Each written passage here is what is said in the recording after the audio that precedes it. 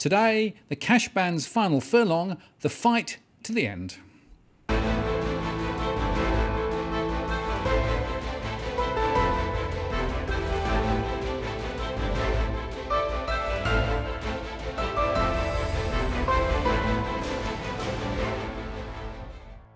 Hello again, it's Martin North from Digital Finance Analytics. Welcome to my latest post covering finance and property news with a distinctively Australian flavour. Today I'm joined again by Robbie Barwick. Hi Robbie. Hello Martin. So we're right down to the wire now. Right down to the wire. Now, you and I did this once before a few weeks ago. It's deja vu all over again. We had a week to go before the final report was due, and then they extended it. So now, again, we've got a week to go before the final report is due, but this week is a bit different because I think we have a great opportunity here to really fight this to the very, very end and keep maximum pressure on. Well, certainly the feedback we're getting is that there is a huge awareness now around the traps of just how much opposition there is to this wicked bill. So we need to just keep the pressure up, don't we? We do need to keep the pressure up. Now, regular viewers who've seen you interview me before might notice that I've changed the perspective of my camera here. Behind me, we have a couple of signs that we took last Friday, a week ago, to a protest against Michael Sukkar. That one speaks for itself. I think this is, and I have to credit, forgive me I think his name is David Miller, a Sydney guy who actually came up with this idea of a sign. I just find it absolutely brilliant. Nails it straight away. Well, look at the other one behind me. Now, if you're a Melburnian, you'd recognise who this is. This is the one and only Chopper Read, the late, great Chopper Read. And, straight down the camera, would Chopper Read have cared if cash was banned? I mean, seriously. I relate to Chopper Read because where my office is, it's literally across the road from Pentridge Prison, which was Chopper's home away from home, right? He didn't care about any laws, let alone a damn cash ban. So the idea that this will put off criminals is just a joke, as we've known from the beginning. But we stood outside the Templestowe golf course with these signs so that all the people that were going to this Liberal Party meeting last Friday night had to go past them. Just keep the pressure on Michael Sukkar. And in fact, a few days later, Michael Sukkar ended up having a meeting for the first time ever with a constituent on the cash ban. The meeting was ridiculous. He just said at the beginning, we have to agree to disagree. But he made some outlandish statements, including, I have to say this, emphasising that it's about Lebanese criminal gangs for whatever. I mean, he's half Lebanese himself. His dad was from Lebanon. And he kept on emphasising that instead of the so-called tax fairness part that everyone else is emphasising, right? And why would Michael Sukkar be choosing to emphasise crime gangs instead of the tax fairness issue everyone else is emphasising? I suspect that when you know that he used to work as a tax accountant at PricewaterhouseCoopers and then as a tax accountant at Blake Dawson Waldron, right? He wasn't doing tax returns for little milk bars. I mean, this guy was involved in the tax infrastructure for the big end of town, and that's all about helping them avoid tax, right? And so I'm sure it's not lost on Mr. Sukkar, the hypocrisy argument here, that they're trying to pretend the black economy is a white-collar problem, a blue-collar problem instead of a white-collar problem, right? And so he's trying to downplay that. But that shows they're sensitive, right? We know they're sensitive. We know the parties have never seen anything like this, but we have to have this discussion because it's up to us to make sure that we see this through to the very end. Because I have to tell you why. I mean, here's the worst thing that could happen right now is Labor, knowing how much opposition there is to this, deciding to come up with amendments to make it acceptable, right? Now, why would Labor do this? Well, you've got to understand that what's happening in this inquiry, a lot of good's coming out of the inquiry, but the way the public think about these inquiries is different to the way the politicians do. They are in a system that's defined by vested interests, right? Those vested interests led by KPMG and the banks want this law. They want it. They want it to be able to trap us into their banking system so we can't get out at a time when people are piling out of the banking system. They want that, right? This is clear cut. So these politicians, especially the two major parties, they're used to delivering on that.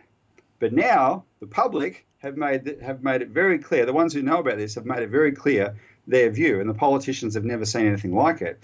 But this, what they're used to doing, is a very powerful influence on them still. And so where Labor comes into it is thinks, oh, well, can we find a middle road here, right? Or let's come up with amendments. And I'm warning against that because it's in their nature.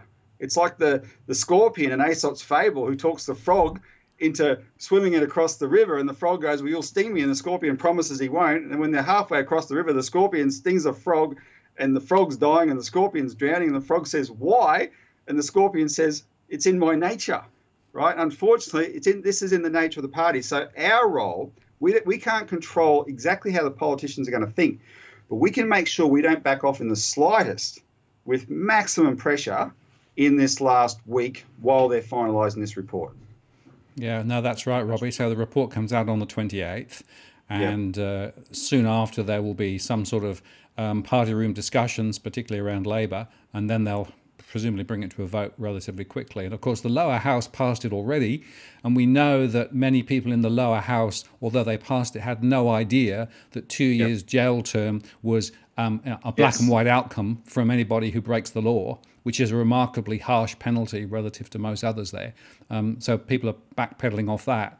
But nevertheless, the risk is, as you say, that Labor, fudges some sort of compromise because it doesn't want to be accused of being weak on, crime and weak on, tax avoidance, which of course is precisely the line that the other side will play. But we also know that a number of people within the Liberal Party and the National Party are also pretty much dead against it too. So this is really, really important to keep the pressure on and keep those phones, really hot. We know that next week everyone's going to be back in Canberra, so it's a great opportunity to pick up the phone again and ring those senators. Look, that is the best opportunity. I don't know how many people have had the pleasure of walking down these very long corridors in Parliament House, but there's offices after offices. The corridors aren't that wide, actually. There's offices on each side, especially on the Senate side. People, you, the viewers, should be excited about this. There's an opportunity to just have everyone walking down those corridors, all they hear is phones ringing. And so when they say, what are the phones ringing about? There's only one answer: the cash ban. People are objecting to the cash ban. That's what we can do here. It's when they're in Parliament, like they will be next week, it amplifies the calls. So I know lots of people watching this have already made calls. Pretend you haven't made any, right? Next week, start afresh. Now, there's another initiative I want to talk about in a second, but which is just important, more specific. But pertaining to what you just said, Martin, make the calls with three things in mind. If you call Liberal senators, demand a second party room meeting, because they had a party room meeting in September and none of the true information had come out then from the inquiry, etc. Right? If they had another party room meeting now, Morrison would face a revolt and might even be forced to withdraw it. That's what you call up your Liberal senator and say, demand another party room meeting. Call the Nationals and demand they cross the floor. They're making all this, all these noises about it. Well, put your money where your mouth is and do it, for crying out. If you're going to cross the floor on something, cross it on this. And that, of course, is what David Crowe foreshadowed on Insiders last week, which was quite extraordinary. And David Crowe is the Sydney Morning Herald journalist who is one of the few people who have reported on the politics of this, right? And he knows there's a potential there. The potential's there. Hit him with it. Demand they cross the floor. And with Labor, demand they vote against the bill. And there's my great mate Garth from Brisbane, who I've cited on this show a few times, called me yesterday to tell me that he's calling up Labor senators and he says to them, how's your cash ban bill going? And of course the office straight away says, oh, it's not our bill. And Garth goes, yes, it is if you vote for it, right? And you've got to know the way Labor thinks, and you don't let them get away with that. And those kind of calls, those three types of calls, in the next week, from Monday to Thursday, hit them hard. And once you've called the senators in your state, call them in every state. Call your local members still.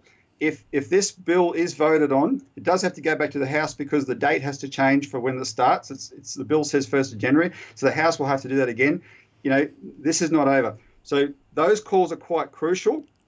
And then that's leading up to what we're trying to do with these calls next week when Parliament's sitting is maximum influence over the thinking that goes into the final report and hopefully push Labor to write a dissenting report. After the report comes out, we will then know better where things are at with the parties. and then we can strategize again until the vote in towards the end of March. So that's when the first chance for a vote will be, not the following week. So those calls are very important, right? And this and Robbie, just to say that on your website there is a list of yes. all of the phone numbers and all of the senators conveniently located state by state by state, including the phone numbers. Well, right? The website is easy, stopthecashban.com.au, that's linked to our website, but we set it up as a standalone. Yep. The list is there, very easy to use. And it's worth saying that whilst you could send emails, and there's a facility from the site to do that, we know that the phone calls are just so much more powerful.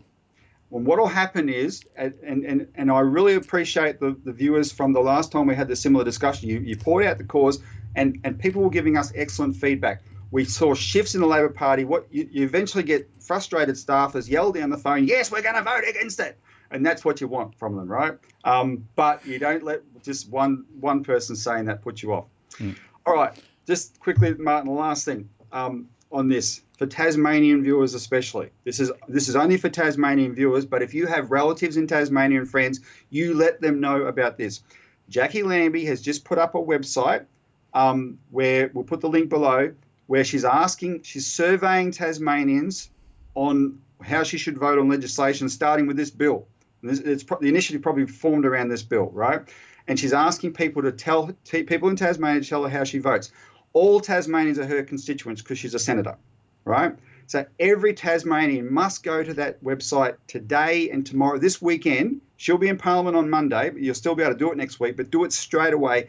Go there, fill it out to let her know how she should vote, right? And do not leave any stone unturned. Make sure you do it. Get as many other people to do it as possible. We can't rig this. You can't get people from interstate doing it. It's got to be Tasmanians, right? But do it, because you're not just sending a message to Lambie.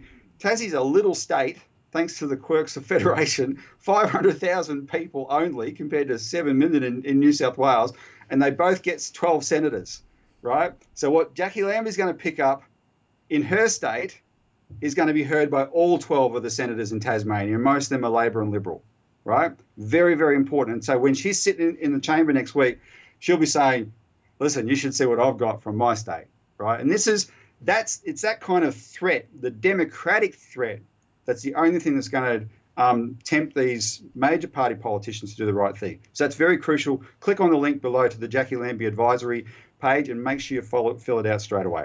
It's worth saying that her Facebook page has already got lots of comments, and they're all basically saying this cash ban is disastrous. So very interesting. I couldn't see one comment supporting it. Yeah. There were 1,300 comments when I looked this morning, 100% against. Right, yeah. So that would send her a message as well. And people from interstate can go to that and make those comments, and you should. But for the voting, this particular survey, it's only Tasmanians that can fill it out. One last thing quickly, Martin. Everybody, I think, most people would be aware of the relationship between this cash ban and bail-in, which along with negative interest rates is one of the reasons to have a cash ban. You've got to trap people in banks. So these extreme economic policies can be applied to them, right? Negative interest rates are the ones they're open about. The system bail-in is an even bigger scandal because it's actually just stealing your money to prop banks up. But there's a clear relationship there. Well, we've been fighting hard for a long time against this bail-in agenda, as Martin and John Adams have, including on the other channel. We've been following an initiative to get an amendment moved in the Senate to amend that law that was rammed through 2 years ago last week on Valentine's Day, right, that gave us the bail-in law with this loophole. And we've drafted an amendment to that loophole, and now we just have to get it passed and get so that there's a good chance you'll hear something on that soon. So as we're fighting this cash ban to the hilt, we need to straight away move into that. So what we're doing to start the pressure on that is we have a petition on stopping bail-in, right? That we want. If you haven't, a lot of people have probably already signed it. We launched it last year, but now we want to go really big on it around this. So we'll put the link below. Please sign and share. If you haven't already signed it, please sign it. If you have, please share that petition. Get it out everywhere. And then as whatever happens with the cash ban, we'll start giving people ideas on what they can do to hit politicians on why they should support this bail-in thing. I think this cash ban has been the best vehicle so far to actually educate people about bail-in, right? It's big. The cash ban really went big in a way. Bail-in, the news about bail-in didn't, but on the back of that, people are very, very aware of bail-in, right? And we can actually, it can be a 1-2 punch here and kill both these things off. So have a look at the link, sign the petition if you haven't, and please share it widely. Yeah, thanks, Robbie. And just to cycle back to the cash ban, just to remind people, this is all about trapping you in the banking system, enabling negative interest rates to effectively be successful, because without it, they won't. We know that from the IMF. But the fundamental point I always come back to is they are taking away a freedom which you have today to use your money the way you want to use it, right? Which is precisely what that poster behind Robbie is about. And whatever else you think about conspiracy theories or not with regard to negative interest rates and monetary policy, that civil liberties point alone should be enough to drive you to pick up the phone and make it clear that this is not an acceptable bill. It's the reason Germany turfed this out in its ear in 2016. The Germans, who had an experience with real fascism, wouldn't come at it. Yep. Robbie, I appreciate your time today, and we'll keep everybody up to date with how this develops over the next few days. Thanks, Martin. See you later. So there you have it. Last chance, last home run coming up. Pick up the phone, make those calls, and let's get this bill killed off. I'm Martin North from Digital Finance Analytics. Thanks for watching, and I'll see you later next time.